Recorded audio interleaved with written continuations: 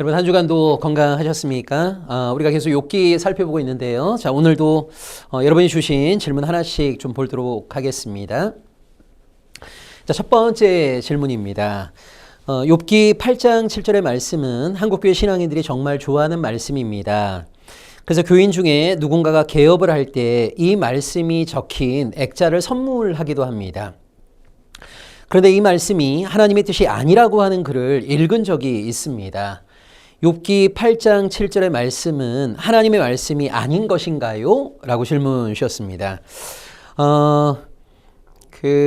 아마 이런 고민 하시는 분들 좀 많이 계실 것 같아요. 실제 우리가 누가 개업하게 될 때 욥기 8장 7절의 말씀이 적혀 있는 액자를 선물하는 경우들 많이 있잖아요. 근데 욥기 8장 7절의 말씀이 하나님의 말씀이 아니다 라는 이야기를 들으면 얼마나 좀 놀라시겠어요. 자, 이 문제를 함께 좀 살펴보도록 하겠습니다. 자, 우리가 성경이 하나님의 말씀이라고 할 때 우리가 오해해서는 안 될 것 가운데 하나가요. 성경 안에 있는 모든 말씀이 하나님의 말씀은 아니라는 거예요. 자, 이걸 구별하셔야 됩니다. 성경은 하나님의 말씀이다 라고 했을 때 이것이 성경 안에 있는 모든 말씀이 하나님의 말씀이라는 것은 아니라는 거예요. 여러분, 성경 안에 있는 모든 말씀이 하나님의 말씀입니까? 그렇지 않습니다. 그러니까 성경은 하나님의 영감으로 기록되어진 계시의 책인 거거든요. 그러니까 성경은 우리에게 하나님의 뜻이 무엇인지를 알려주는 책인 거죠. 자, 그런데 성경 안에 기록되어진 모든 말씀들이 하나님의 말씀은 아닙니다. 여러분, 예를 들어서 우리 성경 안에는요, 하나님을 대적하는 사탄의 말도 있어요. 여러분, 사탄이 예수님을 세 가지로 시험할 때 이 돌을 떡덩어리가 되게 해라. 이거 하나님의 말씀인가요? 이 성전에서 뛰어내려라. 이거 하나님의 말씀인가요? 아니죠. 이거는 사탄의 말입니다. 그러니까 성경을 하나님의 말씀이라고 할 때 성경 안에 기록되어진 모든 것이 다 하나님의 말씀이다. 그렇지 않단 말이에요. 성경에는 하나님을 대적하는 사탄의 말도 기록되어 있습니다.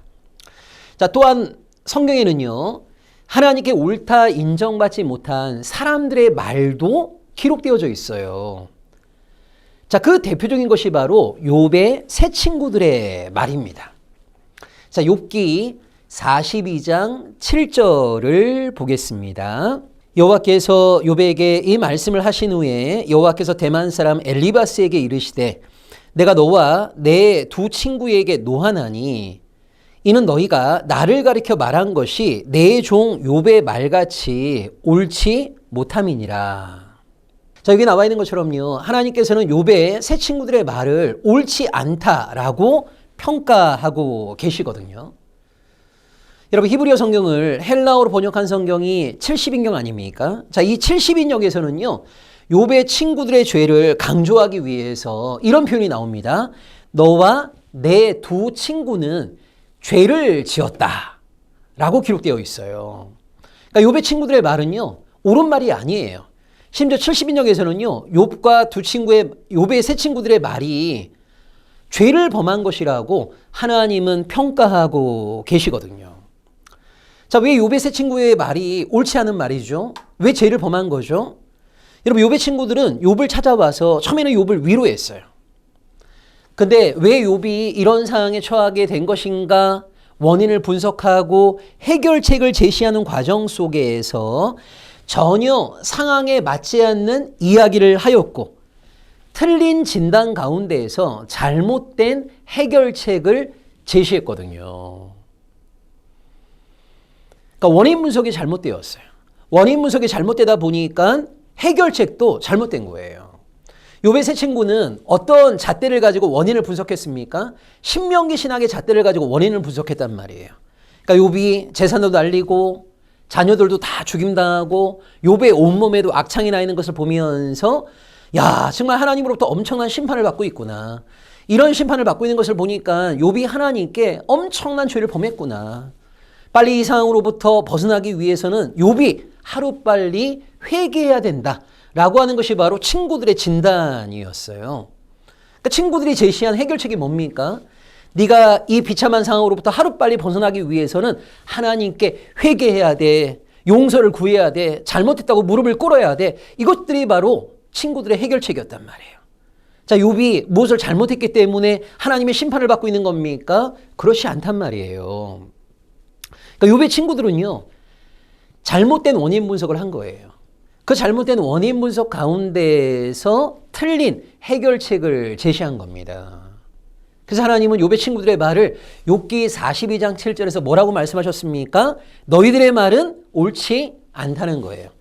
70인역에서는 욥의 세 친구가 죄를 지었다라고 말씀하셨단 말이에요.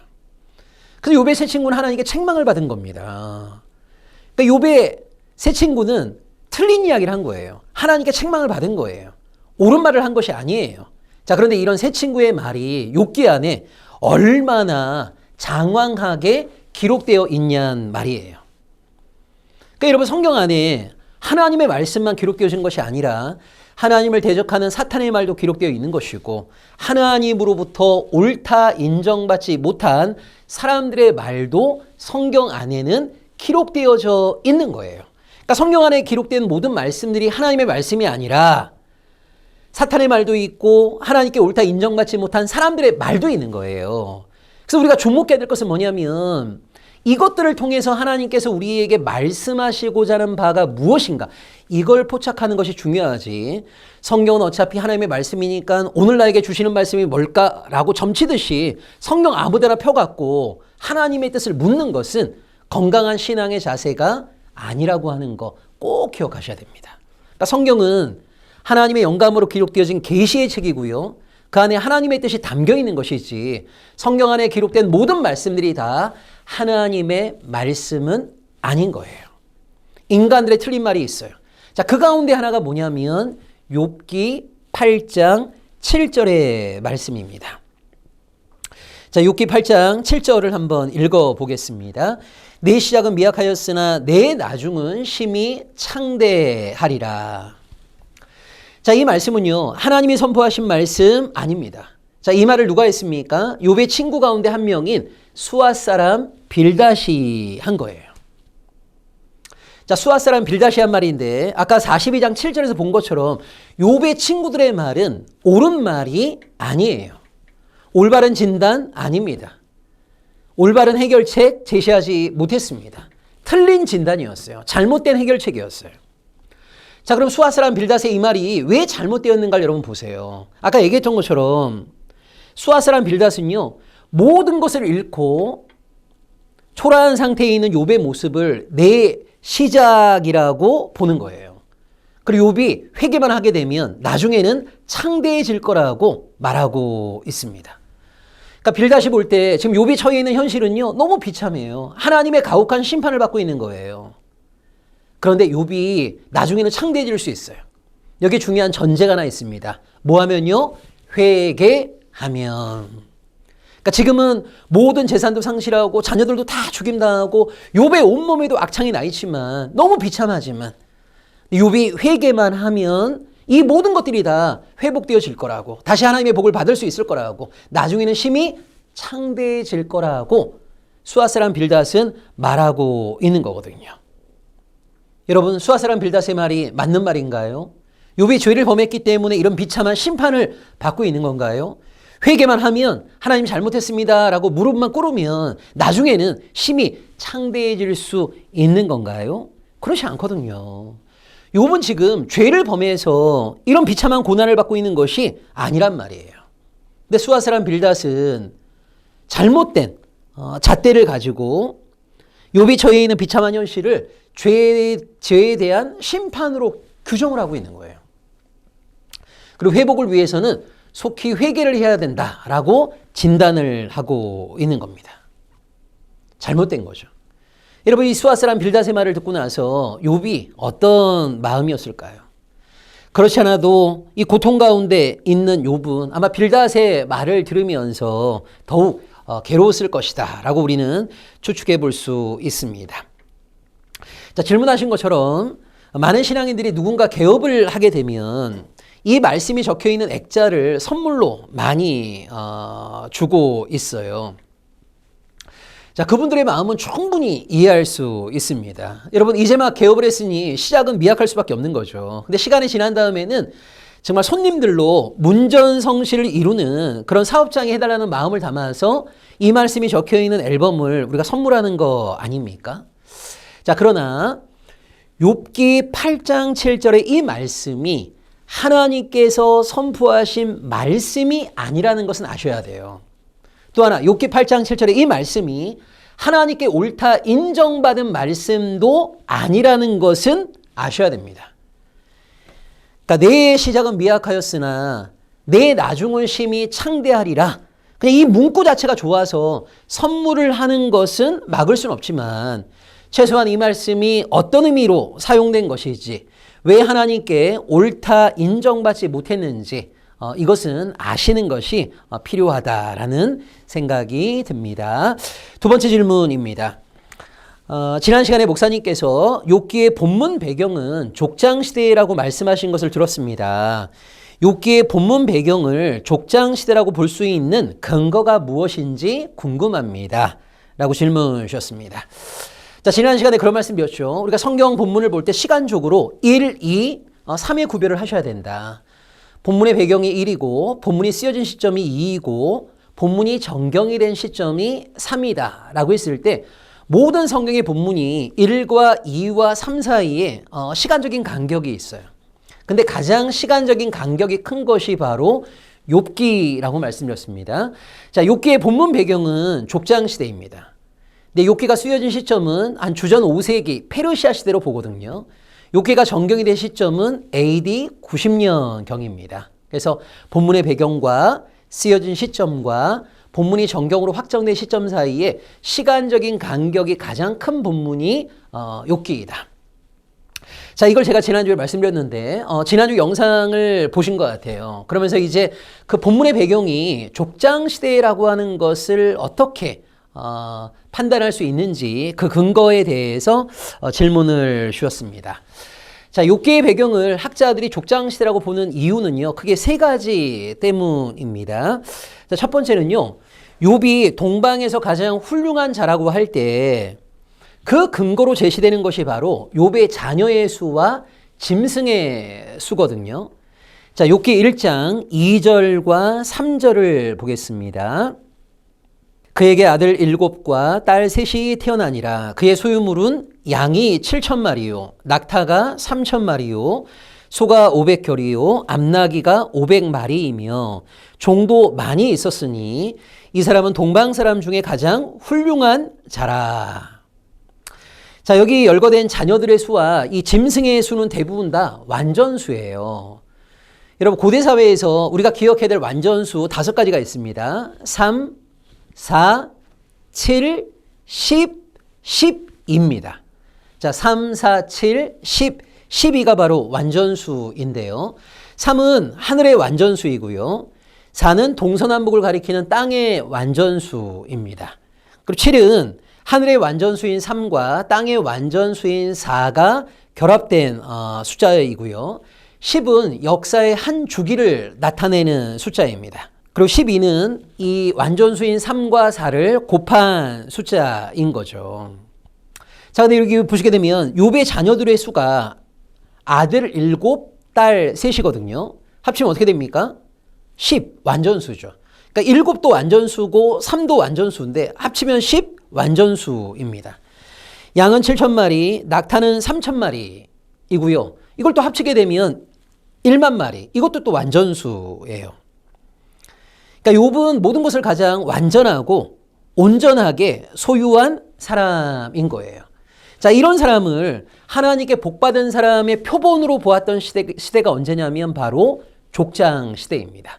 그러니까 욥을 동방에서 가장 훌륭한 자라고 했을 때 욥이 훌륭한 자라고 하는 근거가 뭐냐? 바로 그의 자녀 수와 짐승의 수인데 자녀의 수와 짐승의 수가 다 완전수로 나와 있어요.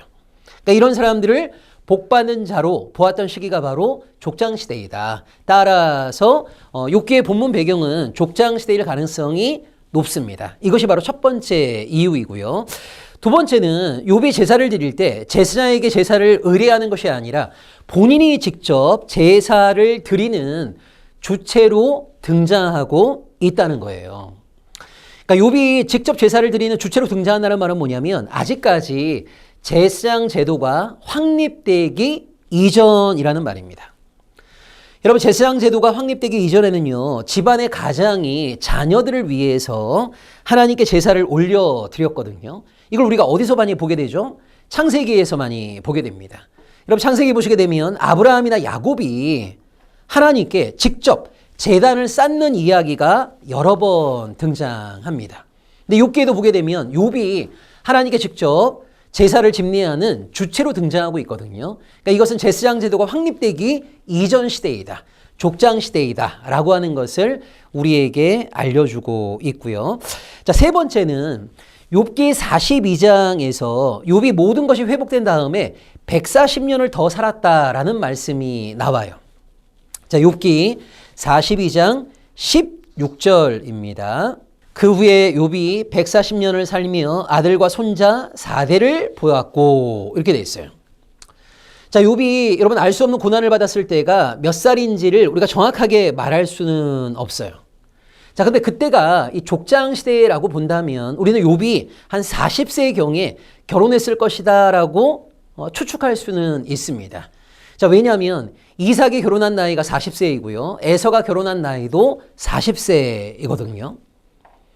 그러니까 그 당시 족장 시대의 대부분의 남성들이 40세에 결혼을 한 것을 보면 욥도 40세에 결혼을 했을 것이다. 자, 그리고 아들 7, 딸 3, 자녀를 10명을 두었잖아요. 그러면 욥이 알 수 없는 고난을 받았을 때가 한 50 내지는 60세였을 것이다 라고 볼 수 있어요. 자, 그리고 42장 16절이 말하는 것처럼 모든 것이 회복된 다음에 140년을 더 살았다라고 한다면 50세에 알 수 없는 고난을 받았다면 여기에 140을 더하게 되면 190세가 되는 것이고 60세에 알 수 없는 고난을 받았다면 여기에 140을 더하게 되면 200세가 되는 것입니다. 자, 근데 이것이 족장들의 나이와 매우 유사합니다. 여러분, 아브라함의 향년이 175세거든요. 이삭의 향년이 180세이거든요. 그래서 이 세 가지 근거를 통해서 우리는 욥기의 본문 배경을 족장 시대라고 볼 수 있는 거죠. 첫 번째는 욥이 동방의 가장 훌륭한 자라고 했을 때 그것을 판단하는 기준이 뭐냐? 자녀의 수와 짐승의 수였다. 두 번째, 욥이 직접 제사를 집례하는 주체로 등장하고 있다. 세 번째, 회복된 이후에 140년을 더 살았다. 그래서 욥이 죽은 나이를 보게 되면 이 족장들의 나이와 매우 유사하다. 그러니까 이 세 가지 근거를 가지고 우리는 욥기의 본문 배경을 족장 시대라고 볼 수가 있습니다. 세 번째 질문을 보시면 이 욥기를 읽게 되면 욥이 내뱉는 주장에 마음이 힘들어집니다. 신앙인이라면 어떤 고난 속에서도 하나님의 뜻을 기대하며 인내해야 하는 것이 아닌가라는 생각이 듭니다. 욥이 하나님께 보이는 저항의 언어를 어떻게 봐야 하는지 궁금합니다. 라고 질문 주셨습니다. 아마 욥기를 읽는 대부분의 신앙인들이 이런 불편함을 좀 느끼실 것 같아요. 자, 우리는 그동안 교회에서 이런 교육을 많이 받았습니다. 우리가 하나님을 믿는 하나님의 백성이라면 어떤 상황에서건 이 하나님에 대한 믿음과 신뢰를 가지고 하나님께 감사의 고백을 올려드려야 된다. 자, 이것이 우리가 교육받아 왔던 가장 주된 내용이거든요. 항상 하나님에 대한 믿음과 신뢰를 가져야 돼요. 그리고 하나님께는 감사의 고백을 올려드려야 된다. 이것이 가장 이상적인 신앙의 모습으로 우리는 교육을 받아왔는데, 그대로 욥기에 보게 되면 이렇게 교육받아 왔던 신실한 신앙인들의 관점으로 바라보게 되면 불편한 것들이 굉장히 많거든요. 왜냐하면 욥은 알 수 없는 고난과 고통의 상황 속에서 그냥 하나님에 대한 믿음과 신뢰를 가지고 하나님께 감사의 고백을 올려드리는 게 아니라 욥은요, 끊임없이 무신론의 언어, 하나님에 대한 저항의 언어, 냉담함의 언어, 신앙을 갖지 못하는 언어, 하나님의 부재의 현실에 대해서 탄식하는 언어들을 막 쏟아내거든요. 그러니까 욥이 내뱉는 그 한마디 한마디가 욥이 처해 있는 현실을 보면 이해가 되면서도 왠지 이렇게까지 말해도 되는가 싶을 정도로 정말 불안해지는 거예요. 그래서 이 욥기를 이 경건한 신앙인들이 읽을 때 이 불편함을 느끼는 것이 좀 일반적인 모습인 것 같습니다. 정말 욥은 이러면 안 되는 거 아닌가? 아무리 좀 고통과 고난스럽다 하더라도 하나님의 큰 뜻이 있을 거라는 걸 믿고 인내하고 하나님께 감사의 고백을 올려드렸어야 되는 것은 아닌가? 너무 막 무신론의 언어, 저항의 언어, 탄식의 언어, 냉담함의 언어를 쏟아내는 욥을 볼 때마다 우리가 참 불편해지는 거거든요. 자, 근데 여러분 우리가 꼭 기억하셔야 될 것 가운데 하나가 욥은 하나님께 불평의 말을 쏟아내면서도 하나님과의 관계를 단절하지 않았다는 것이 가장 중요합니다.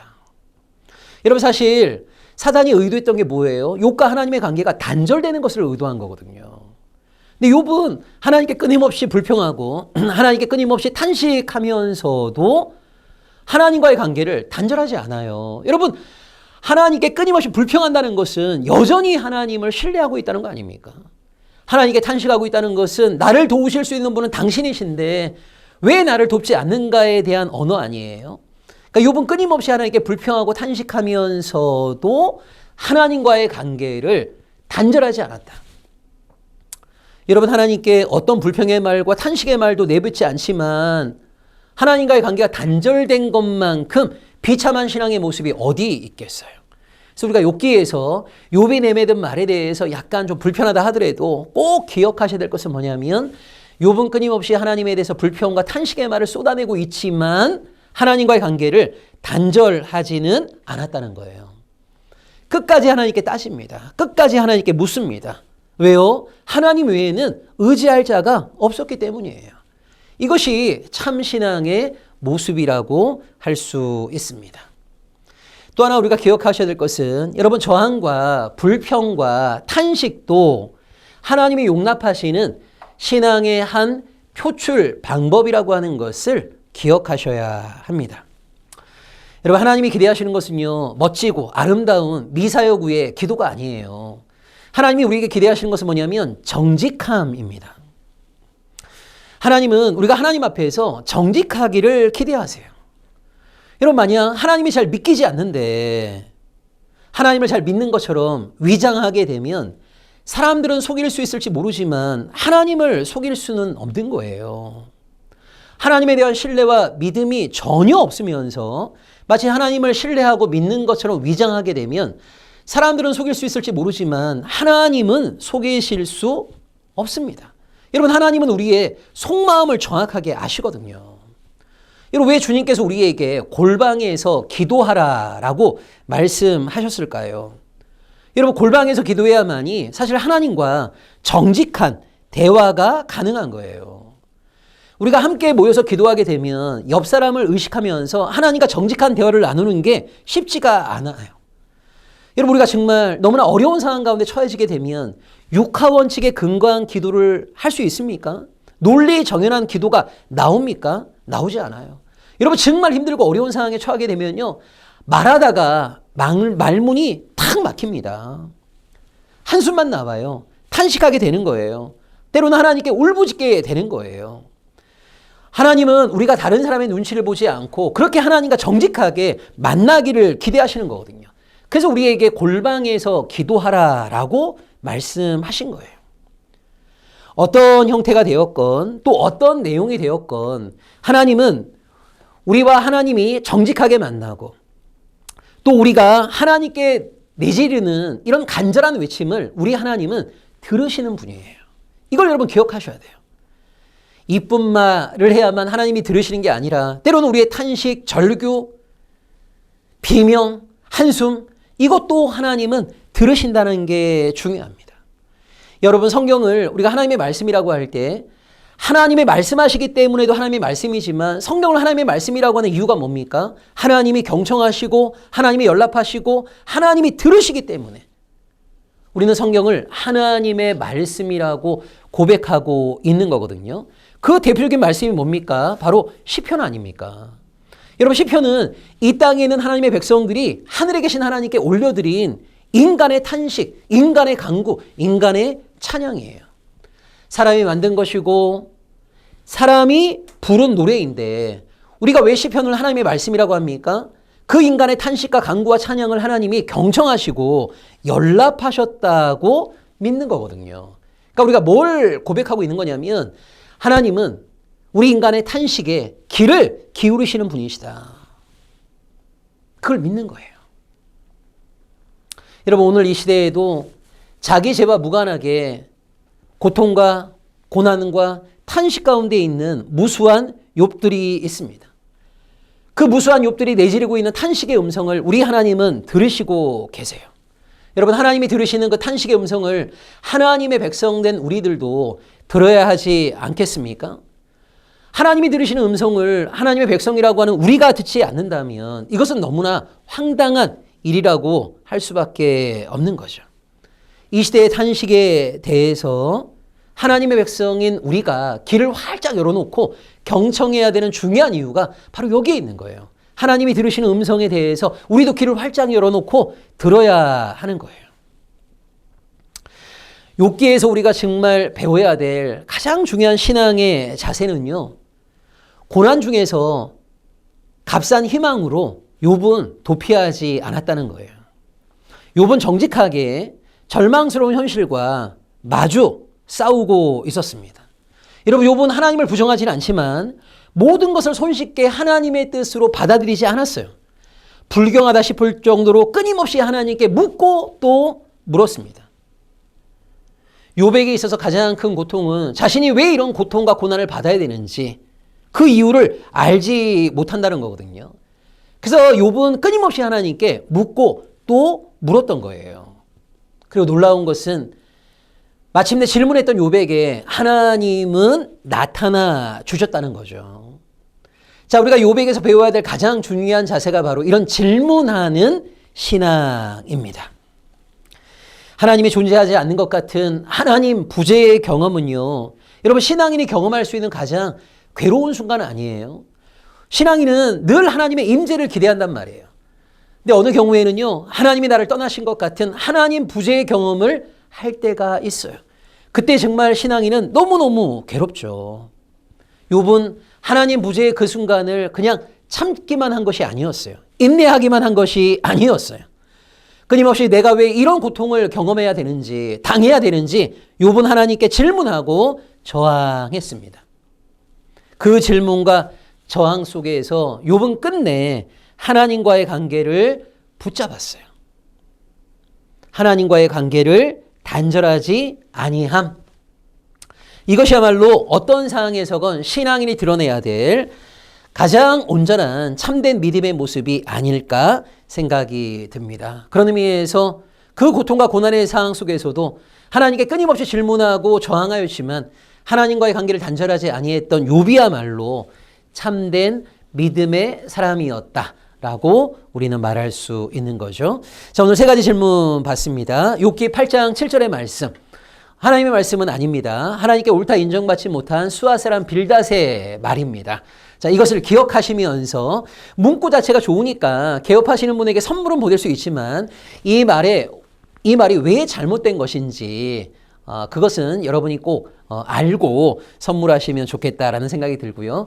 욥기의 본문의 배경이 족장시대라고 볼 수 있는 근거가 뭐냐. 욥을 동방에서 가장 훌륭한 자라고 할 때 자녀의 수와 짐승의 수의 잣대를 가지고 평가하는 거, 이거 족장시대의 복받은 자의 기준이고요. 제사장 제도가 확립되지 않았기 때문에 욥이 제사를 집례하는 주체로 등장한다는 거, 그 다음에 모든 것들이 회복된 이후에도 140년을 더 살았다. 이것이 족장들의 나이와 유사하다라는 말씀 드렸고요. 그 다음에 욥기 안에 나와 있는 그 욥이 내지르는 그런 탄식의 음성, 때로는 저항적인 음성에 대해서 우리는 어떻게 봐야 될 것인가.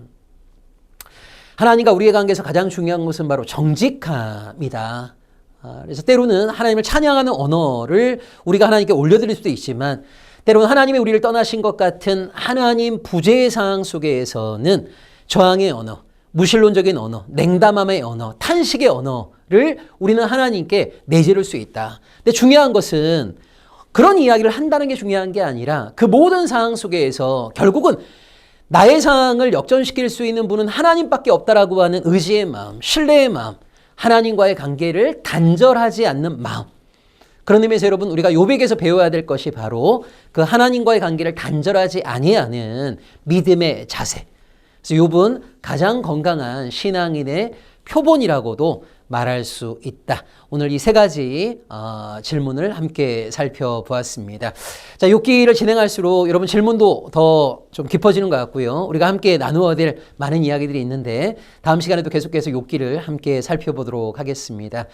이번 한 주간도 여러분 하나님의 통치 안에서 하나님과 신실하게 동행하는 하루하루 보내시길 바랍니다. 고맙습니다.